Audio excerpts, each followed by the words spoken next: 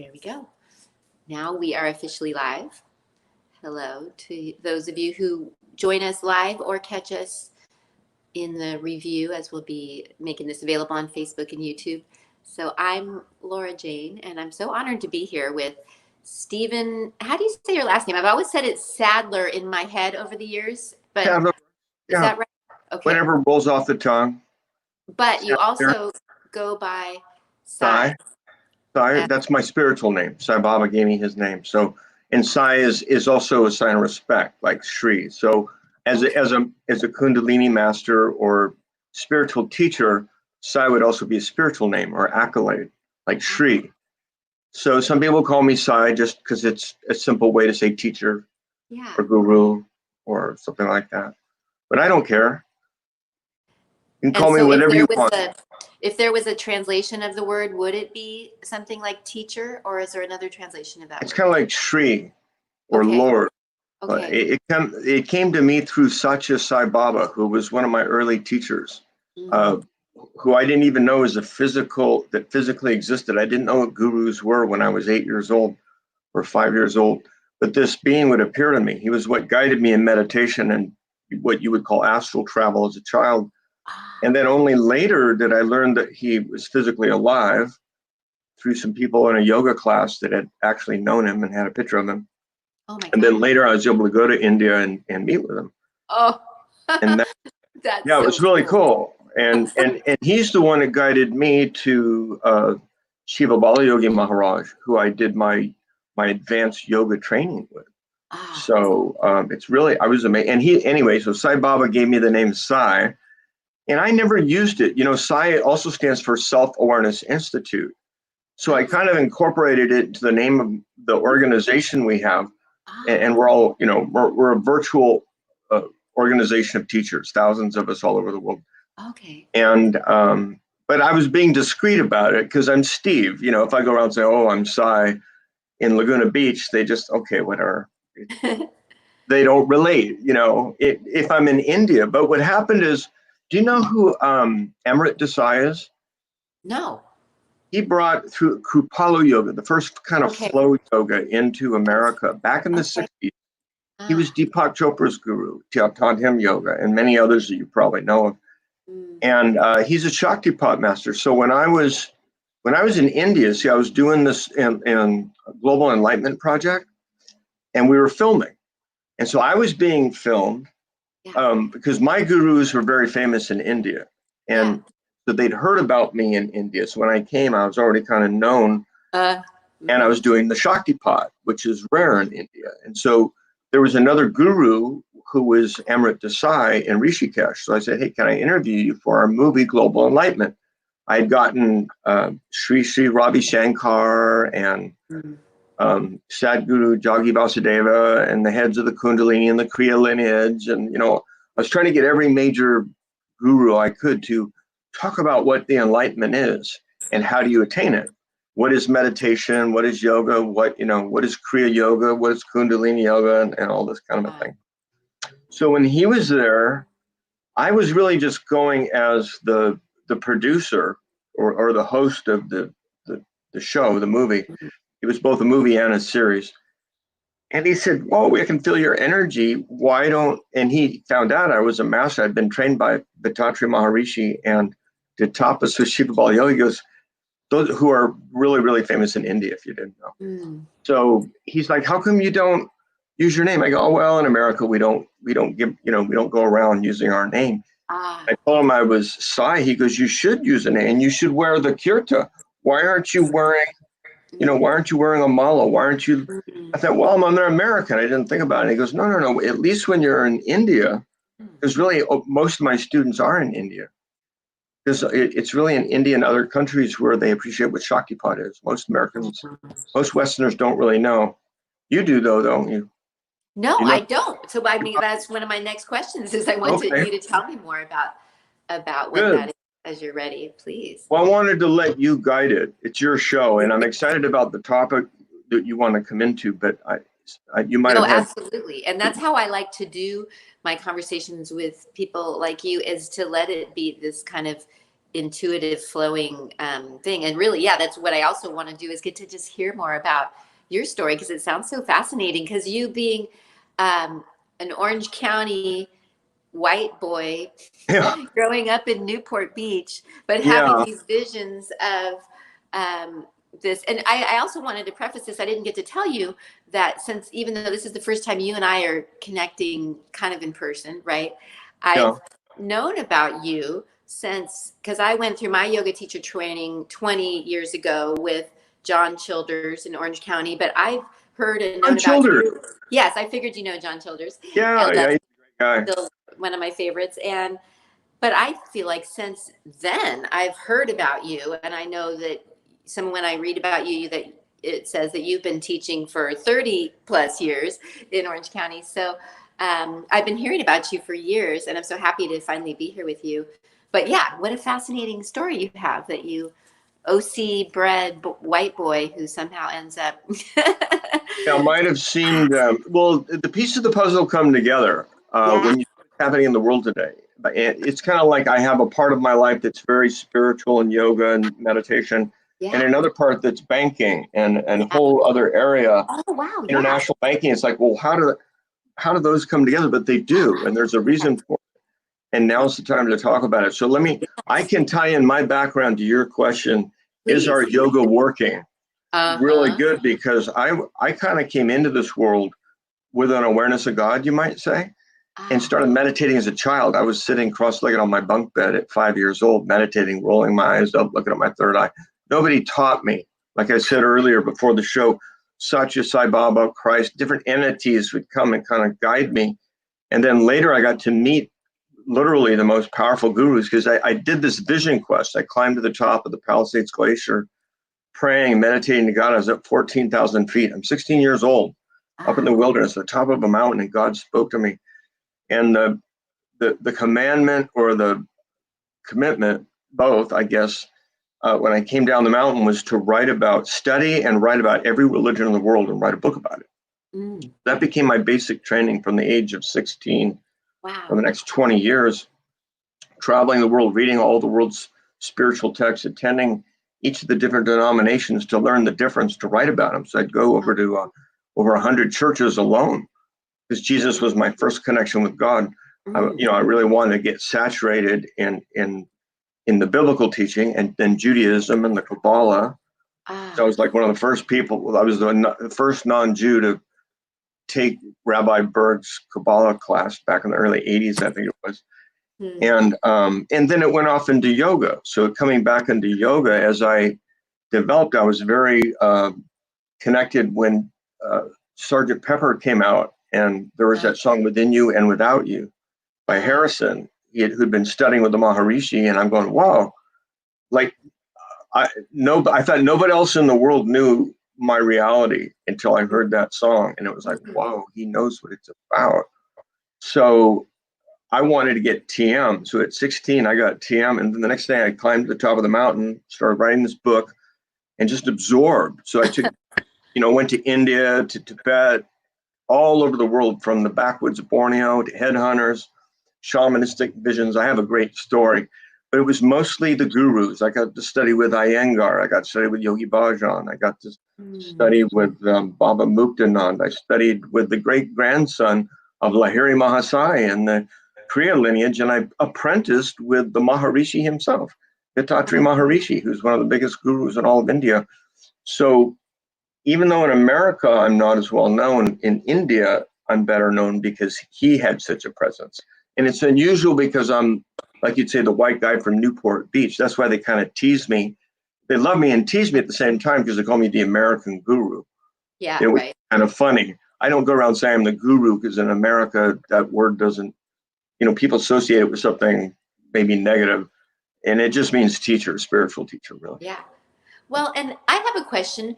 Sure. Did you have just like the coolest parents ever that were like facilitating these adventures, or was this in like rebellion to them, or how did that No, relate to the family of no, origin? hey, no, my father left when I was very young, so I didn't Okay. actually know him until I finished college. I got to know him a little bit.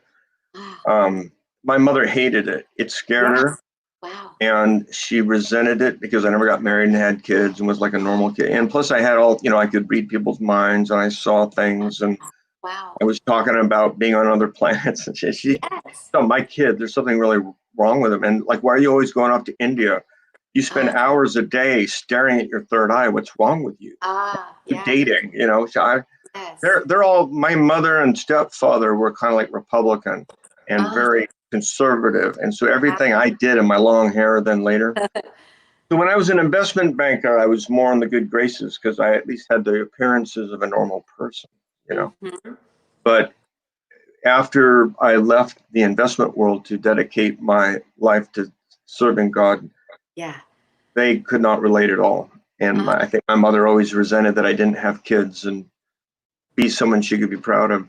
But you follow your calling. I'm not here to live up to my parents' expectations or yours or anyone else's. But Wow. what I have is love, and it's there and we all have it. See, what's beautiful, and you're saying is your yoga working. Well, the yoga works to the degree you practice it.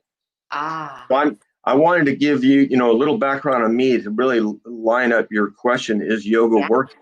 And yoga itself, I'm sure you know what Ashtanga means. The 8-limb path. There's different stages and steps or parts, like limbs on a tree, that you ascend to, and you usually start with your yama and niyama, your restraints and your observances, and then your asana and pranayama, right? So your postures and breathing, right? Yeah. Poses, and really, it's really kind of an inward meditation. If done right, it's kind of like a Tai Chi, where you're really getting connected with the energy and the beingness within the physical body. And then you go into what's called dharana and dharana. Pratyahara and dharana. So pratyahara is withdrawing the mind from sense perception. And then there's dharana, which is concentration. That leads to dhyan. Now, to the yogi, dhyan is where your meditation, there's no longer an effort. And that leads to the samadhi, the 8th limb, which is the bliss. And then there's even levels to samadhi. There's a place where there's cosmic consciousness, and there's a place beyond that. So, but the power in the teaching isn't just in the information. It's in the connection. For me, it's the connection. Right. And there was a great, do you know Dr. David Hawkins? Yes. Wrote Power versus Force and the Eye and the Eye. David and I did some seminars together and worked together and practiced, through transmissions of Shaktipat, which is spiritual energy. Okay. His premise is this: as a psychologist, okay, we experience different states of consciousness. I'm angry, I'm sad, I'm happy, I'm blissful. I've been meditating, and there's something else, I'm not sure how to describe it. So we said, well, what if we could quantify that? What if we could kind of put that on a scale for relative speaking, and how can, and by that, understand why our mind works here and what brings it up here. Yeah. And so what I was showing him is how through a transference of energy, which is what the Shakti is, coming to your question, we can actually move to higher and higher levels, depending on what you're ready for. It's like an attunement process, but you will rise to the level of your own resistance. And so another part of your yoga, you can be in the blissful state, but if you've still got an issue from your childhood or an anger or desire or an unresolved issue, that's there, that's kind of keeping your mind in a lower vibration, that has to get cleared out. And that's what all my courses and training do, essentially provide you like the toolkit, the training to clear it out, because you can't just do it by hearing it one time or trying it a couple times on your own. It kind of like a boot camp. There's a time that you need to dedicate to, okay, I just got to reprogram my brain and open my heart and get the love on, because all the answers ultimately lie within us, don't they? Yes. Do not the answers lie within us? Yes. And the source of happiness and peace lie within. It's like, I don't need it. I don't need to tell you guys that. We know that, but we don't always know how to connect with that. We don't always have the ability to go into that, get that inner clarity and that knowing and feel that peace with our ex-husband or wife or with our kids or with financial things or whatever's going on, So the idea is, how can I develop or evolve myself to higher levels of consciousness? And that brings us back to your question: is our yoga working? And so the question is, it depends on how much you're using it and what tools you have. Ah. So what I learned, like in the beginning days, I was really focusing on my postures and breathing. And my guru was Iyengar, who was very much in the Ashtanga level, working with the movement of the body and breathing and kind of working out of your body. When I started doing Kriya, they started getting a little more mystical, a little more subtle energy work and more mantras and advanced breathing exercises, whatever. When I got to Kundalini, of course, it was all, third eye round open. Everything's like, wow, you're just getting blissed out. We're basically like a bunch of Lodis getting high on the bliss of God. And then when you get into Shakti, when you get up to there's no doing anymore. It's more than anything, it's a relationship with the guru in a way. And it's not a guru in the sense you're a duck following its mother, because the guru is really it's kind of like a coach. Sees the potential in you and tries to bring it out, tries to push you, tries to first see the champion that's in you, or the light in you in this case. And how do you bring it out? How do you maximize that aperture of awareness to allow yourself to receive that grace and that love, that samadhi? And that's where we're at right now. There's an awakening occurring. So is yoga working? Yes, but most people have just got it at the first few levels. Yeah. Okay, they've got the Shavasana, they do a few ohms, maybe they even have a practice. But the question everybody can ask themselves is, what's my next step? Yes. No matter how enlightened you are, there's a next step. It's like when I go through the course myself, I go through a growth bump too. You know what I mean? Because what we're really doing is we're sharing so much energy together. It creates like this critical mass. It moves people. So the science of the 21st century is energy and consciousness, and how these are parts of our being, our innate consciousness, our beingness, our Shiva, and then the energy, the Shakti, the feminine energy, that which manifests coming through us. We have these two elements that we realize that we're a living spirit, but most people don't really know their spirit. Do you want to play a game or work with some energy while we're on the call? Absolutely. Sounds like a great idea. Yeah, this brings it to light. To me, getting experiences really helps. So we all have energy. You don't need me or anything else. You can chant a mantra, that might help. Do some breathing, that might help. Think of God, read some scripture.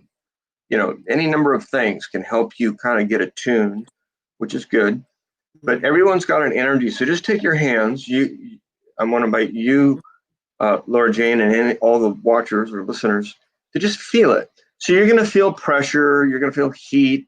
There's a radiant heat. There's different sensations, gravity, of course, but there's kind of a stickiness or a sponginess, isn't there, between your hands? Like if you played with magnets, you would feel like there's a subtle force between us.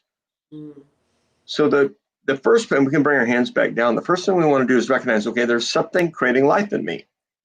And that which causes life within me is me, because without it, I'd be dead. The cells would be here, the form would be here, but I wouldn't be here, right? So what is that I that causes life within us? And to me, this is the essence of yoga, merging this individual sense of consciousness with the totality of consciousness, which underlies our being, which is trying to express through us. So then we get connected with the interconnected wholeness of being, which is God itself, or God realization. So self-realization and God realization are the goal. We're all evolving ourselves to realize the true nature of ourselves, to experience God's kingdom on earth. And now is this auspicious time in the history of the world where so many people are enlightening. It's the precession of the equinox and the great age of Aquarius. And we're getting out of the Kali Yuga and into a new Yuga of light. We'll have to go through some other stages perhaps, but mankind is awakening. I mean, your show, us being here talking about the subject, is really kind of the proof, isn't it? That this is like a hot subject. So to get back to your point, is your yoga working? The question is, you will rise to the level of your own resistance or to whatever, and then there will be an opportunity to be something like, what's that next step for me? So what I'm seeing out there is there's this big movement. There's millions of people that are enlightening. Probably everybody listening, you are awakened. There's many of your viewers are probably already awakened people. That's why they want to have a discussion like this, talk about it. The question is, how far do you want to take your practice? Do you want to have true mastery over it? Mm. For that, it just takes, like anything else, it takes kind of a decision, takes a commitment, takes someone that can show you, and it takes you applying yourself. But more than anything else, that you have to be ready. You have to really be open. It's grace, because it's not really so much a doing as an allowing. It's an allowing. It's all about love in the end. And so what I found is, through so many practices, I gained a lot of technique and knowledge and experiences, but it really wasn't until I allowed myself to be guided by my guru that everything became easy, effortless, and enjoyable, and I was just in bliss. Maybe not all the time, but more than I was before. And the more open I was to receive, the more I kept feeling it. It was like a radio station, always blasting. So that's why I like to hang out with the other gurus, and my movie, Global Enlightenment. And that's what spun out Enlightenment Now, The Awakening of Humanity. If you haven't seen that, did you see that by chance? It's available online if anybody's interested. Well, tell me which that is, because I've watched a few things, but remind me which this one is that you're telling me. Well, this is the movie where I go around. First of all, I was interviewed and asked questions. What is enlightenment? What is meditation? What are the different kinds? What is samadhi? What is kriya? What is kundalini? All this kind of stuff. But then I also went around to Sri Ravi Shankar, and I asked him the same questions. And I asked my counterpart in the Maharishi's lineage. There's an ashram in India, so I asked him, what do you think? Explain what kundalini is. I'd already explained it from my perspective. Of course, his was similar, and then others would have a slightly different perspective. None that were like wrong or anything. Just it was kind of refreshing to hear all the different ways some of the greatest gurus in the world thought about the big questions of life. Who am I? Why was I born? What is enlightenment?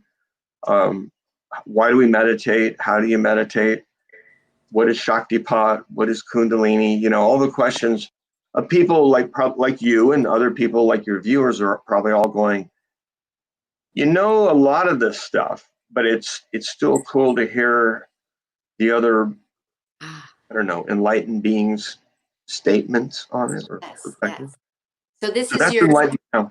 So this is your film that you did make, because I think I saw some videos when you were talking about making it, maybe, and so it's made. Yeah, oh yeah, we did it. Now. Yeah, and it won all kinds of awards. We got best U.S. documentary at the International Film Festival out of 50,000 submissions. We got chosen, which was great. And we had superstar gurus in it. I don't take any credit myself. It was really, because they saw Ravi Shankar and all these other guys. Well, but I was happy to be a part of it. Yeah, content. And so how do people access it now? Where's the place? You can go to selfawareness.com. Okay. Or you could just you can go to YouTube, type in the name of the movie, Enlightenment Now, The Awakening of Humanity, Stephen Sadleir, I think. But just go to selfawareness.com and there's a tab that says the movie. Yeah. Well, and I'll have fun putting a link below in this too, because it was really fun. Yeah. And we have a new network out too. I have a new network. I'm not sure where it's going right now, but we just showed I have 2 new series. I did an 8-part series on self-realization, or a 12-part series on self-realization, and we've hundreds of thousands of people have watched it. And then a second one we haven't released it yet, on God realization. It's 12 episodes. So cool. And that's something that's like through your website. It's a network where you're starting to put more series and things that you want to. Yeah, the goal originally was to put all media related to enlightenment on. This would be the platform, kind of like a Netflix for enlightenment. Yeah. And similar to Gaiam, I guess. But and we started with my products because they were more courses. Yeah. And we needed something to help monetize it too. Right. So the idea is we wanted to put a lot of free content in there. Yes. We also wanted to do something that could monetize it. Yeah. That's of course the hardest part of keeping a website going. Right, right. It costs money. The movie costs money. The networks, Right, all right. the filming, all the, Ah, amazing. but yeah, I love that you've been like willing to be a warrior in that world because it's so worth it, right? To make entertainment that's enlightening, basically, right? Yeah. If you're Yeah. saying, is our yoga working? Going back to your question, Mhm. well, it is, but I think we're ready for the next step. And, Ah, and that's what I'm looking for. I'm looking for the people that are saying, you know what?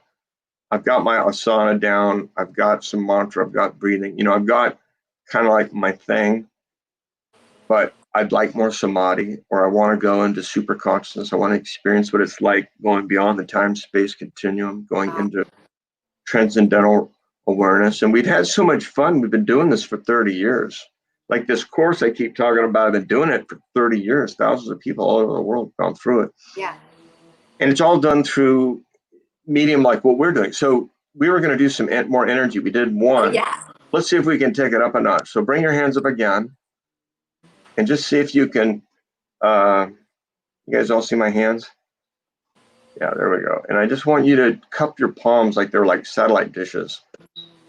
And you're going to be, or thinking your fingers like little tuning forks. And what will happen is you should begin to feel like this little energy moving from my hands and through the screen into your hands. So just see if you can feel like a little buzzing or tingling or heat picking up in the palm of your hands. You might have visualized it like light. And then as you breathe in, just imagine that light coming down your arms into your heart. Just expand your heart like a balloon. And breathe out and just imagine this, your entire body enshrouded in a cocoon of golden white light. Your aura, just imagine this beautiful aura around it, because we all have electromagnetic fields. But what I'm doing by engaging you in the field, we're kind of bringing it up.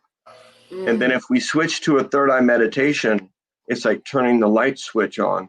All of a sudden, the kundalini, the energy starts going. Do you feel the energy yet? You feel a little Yeah. buzz? Go and take I a deep felt it breath. in my body like right away. And then as you Oh, told me, good. it's on my hands more. Yeah. And this is such an exciting way that we can like help and affect each other, right? To get into these levels of Yeah. consciousness. By the way, before I forget, because I would otherwise, we're going to do this Saturday a global Yes. Shakti Party. People from all over the world. I've got friends in Africa and India and Europe and all over America, Canada even, and we're all going to do this. Now let's do this. Take your hands up again, flatten your palms, but make them like a beach ball, like shoulder width apart, palms flat. Okay. That's right. Yeah, and very slowly begin to bring your hands together like you're squeezing the beach ball. And for everybody watching, no matter when you watch, and just see if that energy field between your hands is a little stronger than it was before. You see, so it's a little test we can do. Say, yeah, just even in a minute or so, whatever you did of doing a little transmission, go, yeah, my Yeah. energy field kind of opened up through that. Wow. That's The exciting. idea is this is what Shaktipat is, and this is what I would consider from studying with dozens of gurus and yogis, and that's what my book, Looking for God, was about. That I'm not only writing about all the religions, but dozens and dozens and dozens of gurus. I've been fortunate to study most forms of yoga and meet literally hundreds of gurus. And it's all good. There's no one way, only way, or best way. It's whatever you're, drawn to in the moment, but you're drawn to us right now in this experience. So one thing it'd be fun is to say, okay, well, let me see what I can do with that. If connecting with my own life force energy and helping to bring it out from within me, would that be a good thing? Would that help me? So there's the obvious kind of learning to control your mind and brainwave frequencies and get calm and clear and relaxed and feel peace. That's kind of like the big duh. Uh, You can kind of do that with a mantra or some other things. But when you start to activate this point and you open up a sixth sense. And that is the main thing that I'm really reaching out for. There's a whole certain critical mass of human beings that are literally becoming super beings. They're literally awakening a sixth sense, a psychic sense, that inner knowing. It comes to us through intuition, but it's a profound realization where you come into the realization of the kingdom of heaven within yourself. You find, you establish yourself in that kingdom of heaven that lies within us, that Jesus talked about, right? So, in the Bible in general and the world teachings in general, all talk about when we look within to find the kingdom of heaven, the kingdom of God within ourselves, that's enlightenment by any other name. So Jesus was teaching enlightenment. We're now entering the age of enlightenment. So people of all religions or no religion are beginning to realize that there's something to be realized. And once you realize there's something to be realized, your realization has begun. So even as we're thinking about this, it's kind of like, what was that? It's like, oh yeah. So, like we're all learning, growing, and evolving. So bringing it back to your question again, is my yoga working? Well, yoga is always working, but it always has another level. So ignorance has no beginning, but it does have an end. Enlightenment has no end, but it does have a beginning. So the enlightenment has begun, but your enlightenment now is we have to keep stretching that aperture of awareness, which is, kind of shreds the ego, but what it does is it just brings more love and light into your life, which is where it's at. And then as you and me, as all of us start to light up, that begins to spread. We become the critical mass, like the 100th monkey, that the ones that start to create the collective shift in consciousness, like we've already seen take place in the matter of millions of people practicing yoga. There's yoga studios in every major city in the world now. When I started teaching in the 70s, that wasn't true. So in my lifetime, I've seen, you say, is yoga working? On an individual level, we see, well, where are you on your path? How much bliss is in your life? What's your calibrated level of consciousness? Are you going into super conscious states? And if you want help with that, that's what I do. I mean, that's why I'm here, right? Yeah. Ooh. So and we can experiment with it now, and we can experiment with it Saturday. And you can go take it as far as you want to go. Wow. I love that you bring up all of these elements in this conversation, and that's what really a lot of your work is. It's helping us open up to the next levels to practice and explore with our yoga. Yeah. And so will you tell us more about what's happening on Saturday? Because that sounds like something that well, what I've always done is there's a power in us getting together, like minds, like energy. And so all the people in the world enlightening or just want to get a hug or a booster shot too. It's just because we love each other. It's kind of like creating a sense of community. I'd been doing a teleconference for years, and then because of all the filming, I kind of got away from doing it. And then we started doing these Zoom in classes, kind of like what we're doing here. And I just finished a yoga masterclass, matter of fact, a 6-week, and I'm going to start doing a 12-week self-realization course, which is the advanced training. And so this coming Saturday is kind of both the world peace meditation. I want everybody to get on. Let's connect energetically. Let's feel the energy. Let's do a meditation. Let's think about the world we want to create. Let's create some positive energy through our own brainwave frequencies. And then let's each of us be the point of presence in whatever city or place on earth we are to radiate that collective wave of higher consciousness into the collective consciousness of mankind. And that has a profound effect on other people. So I want to get as many people on the call, part to help them experience Shaktipat, partly because it's great for us all to come together with this intention of enlightenment. Partly, I think everybody needs some healing, and it'll be nice to find fellowship and to find that there's others that are more like us, that think like us, that want to find an enlightenment, a better world, that we would all share that ideal of creating a better world. Well, if we're going to create a better world, there's got to be people that think about it. I'll add my 2 cents, but I also want to get everyone else to add their vision too.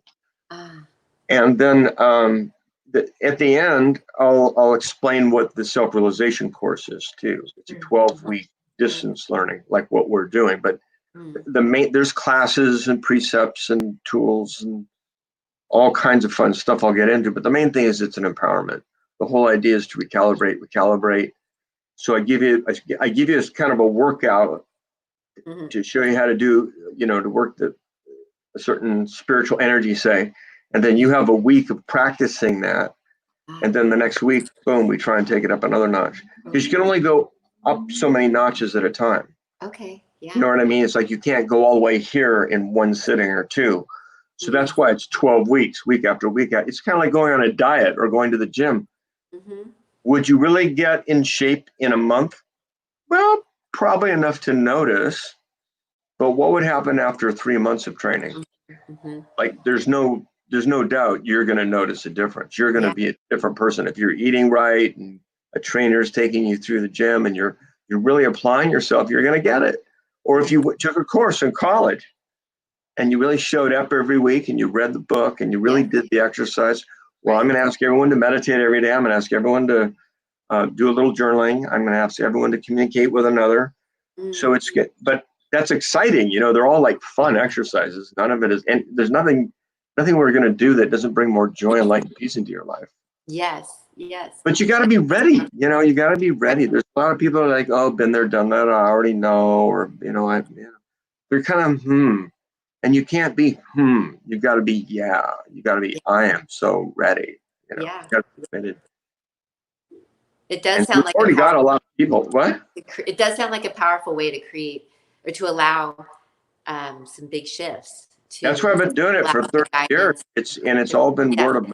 Really, people telling their friends, "Fuck, you got, excuse me, hell, you got to do this." You know, it's like it's not just a matter of learning how to meditate; it's how to enter into super conscious states. Mm-hmm.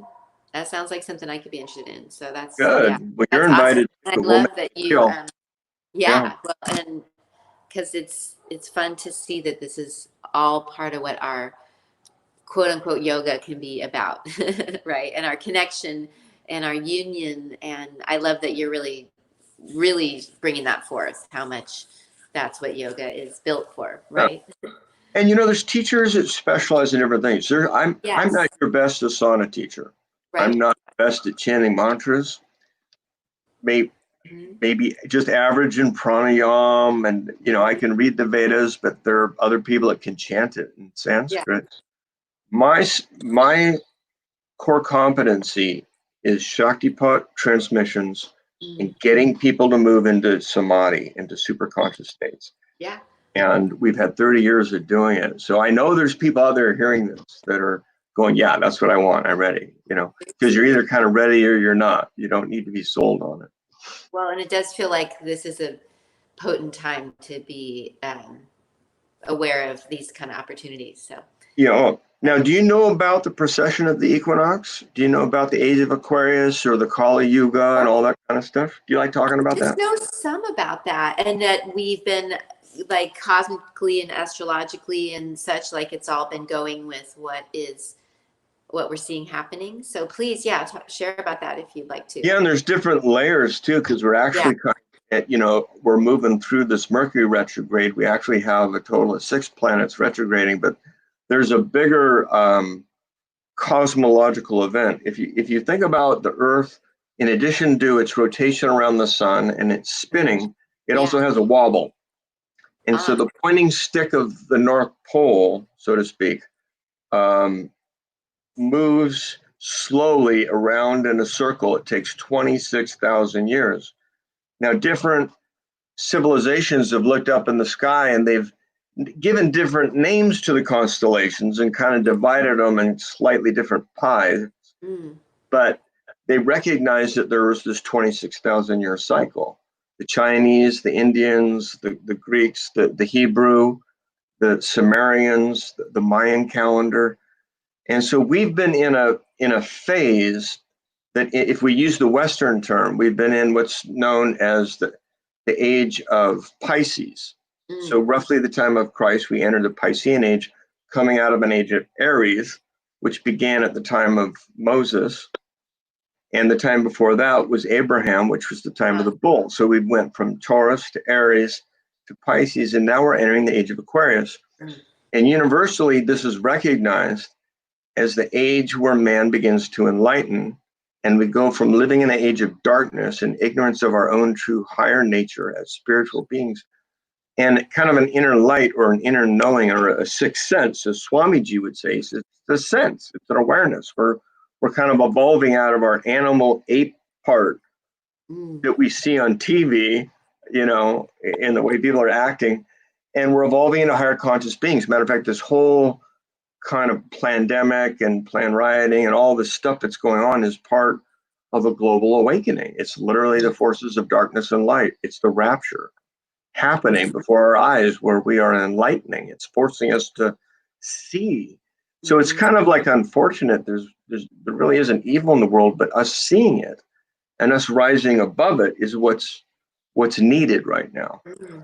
So you, my dear, you're at the vanguard of this collective awakening of consciousness, having classes or shows like you're having right here and now, like what we're sharing, is the very information that is either planting a seed. Maybe someone's thinking about this and hadn't thought about it before, or maybe it's reinforcing something you already kind of knew or thought you knew or knew something about. You know, so as we keep sharing and reflecting, it begins this great awakening. And there's different levels of it. Wow. Yes. So the time is now in so many ways. The time is now. So cosmologically, it's now. Yeah, right. That's what's like. In terms of the history. Now, that's not only true in terms of a Sumerian calendar or a Babylonian calendar and prophecy, but it's a biblical prophecy too. And we see Israel's created a state. We've heard that this Antichrist is going to have a sign of the beast, which is some mark on your hand or in your head that everyone's going to have. And without it, you have to be able to buy or sell. And that's never occurred in the history of the world. But all of a sudden, Bill Gates has a chip, and Google has a tattoo that they put on your hand, and Elon Musk has Neuralink, where they stick a chip in your head, and all three of them are going to tie in to a 5G electromagnetic antenna that it will enable you to buy and sell. It's going to take us to an electronic currency. They want to do away with physical currency, but we'll all have to be scanned. And so it'll be like scanning your card or something. You'll have it on your body wherever you go. You can be tracked, you can be scanned. Well, that's the sign of the beast right there. That's another one of the signs of this kind of time of our awakening, time of our enlightenment. Yeah. So we're seeing a lot of what's been predicted. Well, gosh. Well, I'm so thankful for what you're bringing to the world, and I'm excited that you're currently bringing your workshops and such, even as you've been doing them for years. I feel like just what the world's ready for. So thank you. Well, thank you what you're doing too. You know, it's us all together, and the viewers too. You know, the viewers play a part of the awakening. The viewers become the advocates, the information disseminators. They become the ones that begin to share with their friends, start to plant the seeds with the members of the family that are probably going, oh, you're a little nutty, or you're a little out there, or I don't know if I believe all this. But you see, there has to be a vanguard that bring these new ideas or truths or awareness into the world. The very fact we think, what's an enlightenment? So we were saying earlier, you know, is our yoga working? Well, in the early 60s, there were very few yoga studios. Now there's a yoga studio everywhere in the world. Now there's millions and millions and millions of people meditating. I would venture to say there's more people meditating right now than in any other time in the history of the world. Yeah. And we're reaching millions of people. By the way, Enlightenment Radio, you can just Google it. I'm on Spotify. It's free, 24 hours a day, 7 days a week. I have meditations. You can scroll through, see if there's a subject if you want. You know, if you want to be like guided, there's no charge for that. You know, you can just listen and tune in. Well, I love it. Well, thank you for that. Your multimedia enterprise of love here. And the network is enlightenmentnetwork.net or enlightenmentnetwork.com. And I think there's some free stuff you can watch if you're interested too. So the whole idea is, first of all, let's talk about enlightenment. Let's get it in the minds of people that there is in fact an enlightenment. Let's see, or I'd like to encourage people, everyone listening, to put that in your goal objective of maybe evolving yourself to your highest potential, whatever that is. You know, not asking you to follow me and what I think you should do, but rather, what is it that you want to do, and how can I help you realize that? You know, how can I help you realize your full potential, realize true happiness and peace, and even at another level, realize your purpose. So there's the individual purpose, but that purpose is part of a bigger purpose. And you're a part of that purpose too, Laura Jane. You know, this is part of the critical mass of each person having their place of sharing their truth and helping to organize and have discussions that evolve consciousness. And, you know, little bit day by day, us listening again, hearing another perspective, so we're evolving. It's like going to school. We are like spirits in the school of life, and it's evolving us to realize the true nature of ourselves. And that's happening right now as we think about it. Ooh, that's so poetic there, evolving us to the true nature of ourselves. Yeah. Hey, you want to do another energy thing? Sure, let's do that. We're talking about Shaktipat, and so this is fun for me because I've done the hands up thing over the phone, and now we're doing Zooming, and I've been doing the streaming, and it appears to work a little bit. I want to just look at people and see if we can move energy through the eyes. So what I'm going to do is I'm just going to come up here and gaze into your eyes, and everybody watching. So the eyes are the windows to the soul. And I just want to share this love I'm feeling with you. That's really all it is. So gaze into my eyes. The divine energy is passing from my eyes into your eyes.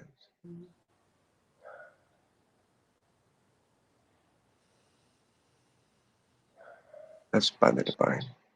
Now close your eyes and just internalize the experience. Do you feel anything? Can you feel a floatiness, a buzzing, a lightness? Yeah, I can feel like a surge of energy in my, like the center of my body. Excellent. So the whole meditation is connect with that. And that's your guide, connecting with your spirit. So my spirit and your spirit, we're connecting and are connecting. And what that does, just like getting a hug or something, it kind of uplifts you, you know, it kind of like opens your spirit up. So now your spirit's opened up, look in your third eye, roll your eyes up. So that's the light switch. If you go into a house, you've got a current already there, your kundalini is already on, right? But when we roll our eyes up and gaze into the point between the eyebrows, that's where our pituitary gland is. And it works with the pineal gland, which is a chakra point that helps lower your brainwave frequencies, enabling you to go into a really deep state really quick.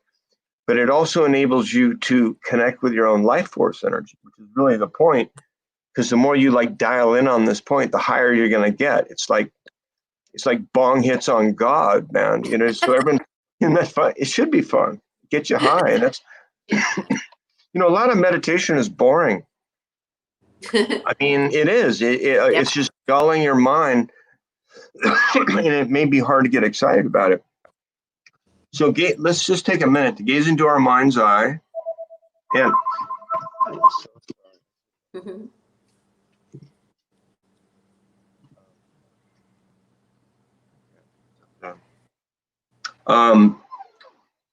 it's funny, my phone might not ring for days at a time. But I want you to just gaze into your mind's eye and tune into the sensation. And this is a really important part of the practice too. There's an energy part, and there's the development of your consciousness itself. It's becoming conscious of what your consciousness is. So I want you to simply first observe the feeling, and if it helps to bring your hands up, that's great. But observe the feeling in your body. Just see if you're like we're sitting in a jacuzzi of consciousness, getting high on God. And it's a natural high. It's a healthy high. It's what the kingdom is about. It's supposed to be euphoric and floaty and light, like spirit is. Spirit isn't grumpy and tight and controlling. It's light and flowing and loving. So breathe in and let that love in. Open your heart a little bit more. For the more open you are to receive, the more you will receive. And now simply observe that feeling. What are you feeling? And even maybe the feeling is an emptiness or a nothingness too. It may be a vibration, it may be a buzzing, a humming, a floating. There could be flashings of light. Any number of things can happen or not happen, but just observe it. and then observe the part of you that is observing it, and then step back and observe the observer observing the observing, and step back from that, and step back from that. So there's this practice of like stepping back from your mind and the mental programming and the discriminatory faculties and senses, and learning to be self-reflective and learning to develop a greater conscious awareness. So a lot of the tools, like in our training, of course, get down to brass tacks. We spend some of this time saying, okay, that's nice, I can get into bliss in my, and you can slowly open your eyes now if you like. So it's one thing to get into your peace, but then if you just come back into a world that's kind of hell, or maybe just not as happy as it could be, your meditation could be doing more, or your practice could be doing more. And that the idea is to keep learning to bring this awareness into your daily living by understanding your mind, programming, and how to develop a clearer and broader consciousness. Ooh, yes. That makes sense? Definitely. So well said. Very easy. Well, I've been teaching this for over 30 years, man. Yeah. I can't believe I can say that now. I'm that old. Well, it's flowing smoothly. So, well, thank you so much. Boy, the I time. guess we could start to bring it to a close here. Is there anything else that you would like to say here? I'm so thankful that you took us into some experiential opportunities here, and I feel transformed um, and really opened by this conversation. So I'm sure other people will. But Well, yeah, first, anything else you want to say? Oh yeah, my I want to pleasure. say first, thank you. I'm honored that you have me here. Also, that everyone watching and listening, you are protected and guided by the divine in all your activities, day and night, in all places. So it's a blessing. I want to make sure everyone's. If you ever get too buzzed doing this, to rub your tailbone, no, you can go to just Google Enlightenment Radio or Spotify or iHeart or iTunes. You know, I'm in 20 some odd radio stations. And then there's different meditations and lessons, and that's all free. Come this Saturday, get a full-on empowerment, and some of you might be ready for the self-realization course. And we should talk about that more. I want to talk to you about that later. Maybe there's something we can do to help you and help your viewers too. Yeah, great. Well, thank you so much. And thank you, our viewers and friends who've been here with us and who will watch this later too. And yeah, I'm thankful to be asking this question of, is our yoga working? Because I'm getting some great answers. So I'm thankful to be part of the agency of it all. So, all right. Well, thank you to you all, and we'll say adios for now and namaste. Namaste.